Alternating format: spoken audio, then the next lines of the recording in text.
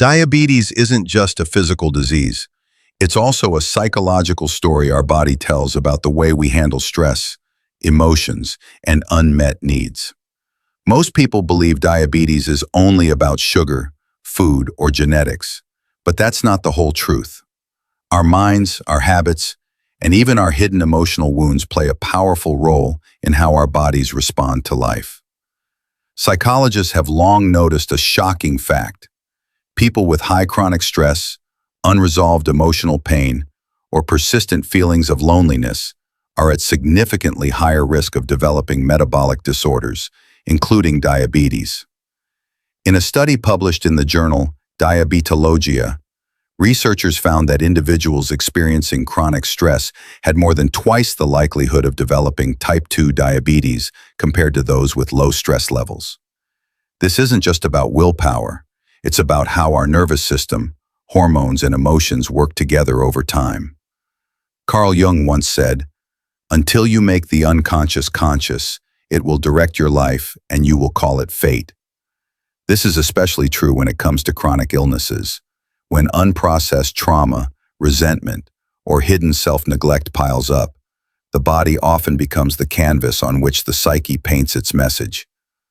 One famous example is Frida Kahlo. Though not diabetic herself, her lifelong pain, emotional turmoil, and physical suffering showed how deeply interconnected the body and mind are. Her art became a reflection of her inner wounds, just as our bodies can mirror our hidden battles. Today, we are going to talk about the psychological reasons behind diabetes, the hidden mind-body connections that most people ignore.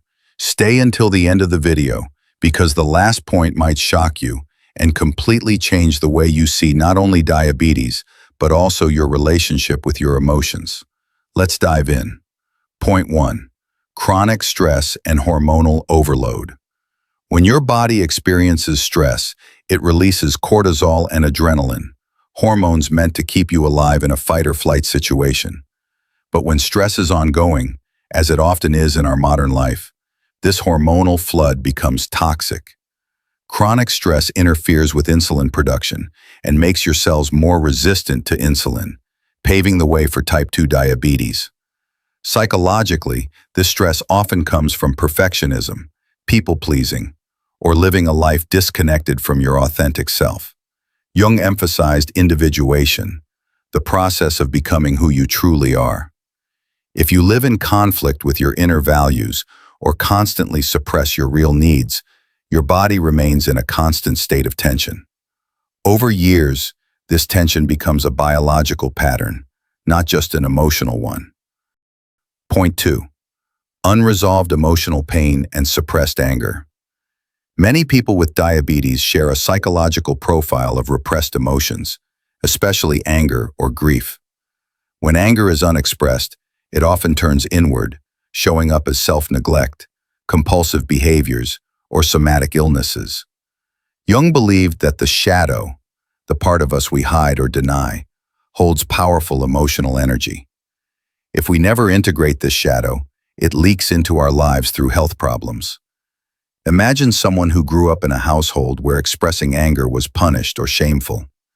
As an adult, this person becomes overly accommodating, rarely voicing their needs, and soothing themselves with food or other quick comforts. Over time, this behavior doesn't just affect their mental health, it can destabilize blood sugar regulation and metabolic health. Point 3. Emotional eating and the search for sweetness. Food is one of the most common ways people regulate emotions. Sugary foods in particular give a short-term spike of dopamine, the feel-good hormone. From a psychological standpoint, over-reliance on sugar can reflect a deeper hunger for sweetness in life, affection, comfort, or validation. Jung would call this the pursuit of the archetypal mother, the instinctual longing for nurturance. There's a famous story about Mahatma Gandhi's advice to a mother who brought her son to him to stop eating sugar. Gandhi asked her to come back in 2 weeks. When she did, he simply told the boy to stop eating sugar. The mother asked why he didn't just say that 2 weeks ago. Gandhi replied, "Because I was still eating sugar myself." This story shows that behaviors, especially those tied to comfort and emotion, are deeply ingrained and not simply changed with words. Point 4. Loneliness and emotional isolation. Psychological research shows that loneliness is as harmful to health as smoking 15 cigarettes a day. People who feel chronically isolated have higher inflammation levels and poorer blood sugar control. Diabetes isn't just about what you eat, it's also about who you connect with and how often you feel truly seen and heard. From a Jungian angle, loneliness isn't just about not having people around. It's about being alienated from parts of yourself. When you're cut off from your authentic self, you often seek external things, including food, to fill that void. Reconnecting with yourself through therapy, journaling, or creative work can actually improve your health markers over time. Point 5. Perfectionism and over-control. Diabetes often arises in people who live life under constant pressure to perform or control outcomes. They rarely allow themselves rest, spontaneity, or joy. Psychologically, this rigidity can mirror a metabolic rigidity in the body. Jung believed that wholeness requires integrating opposites: work and rest, giving and receiving, control and surrender.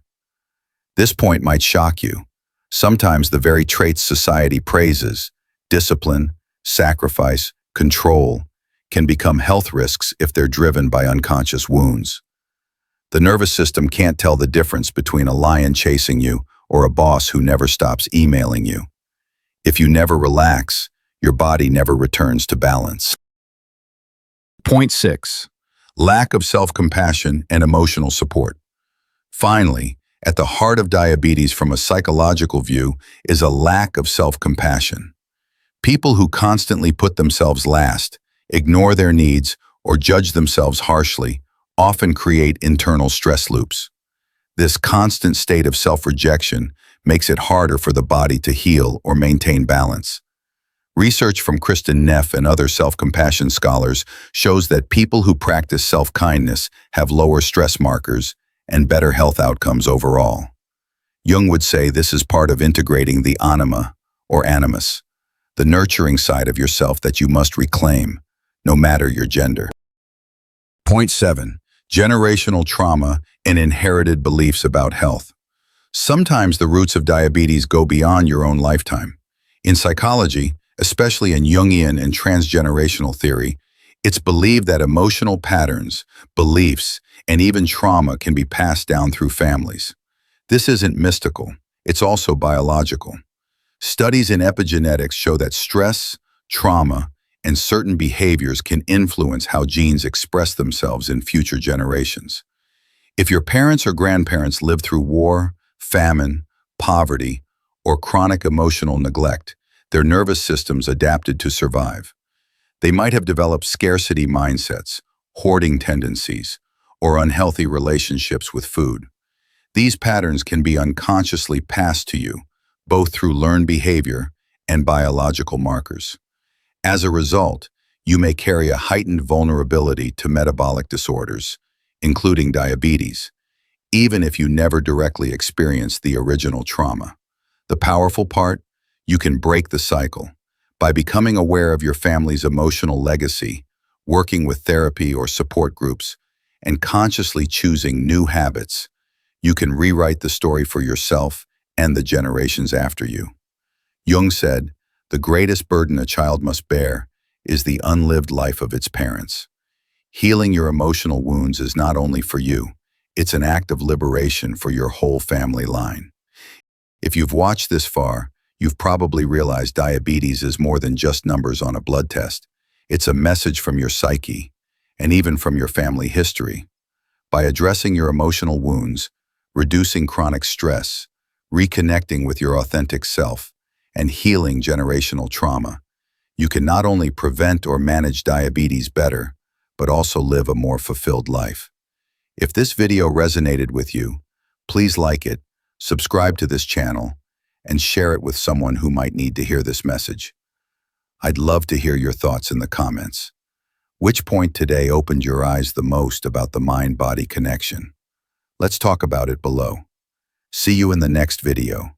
Take care of your body, but also Take care of your inner world.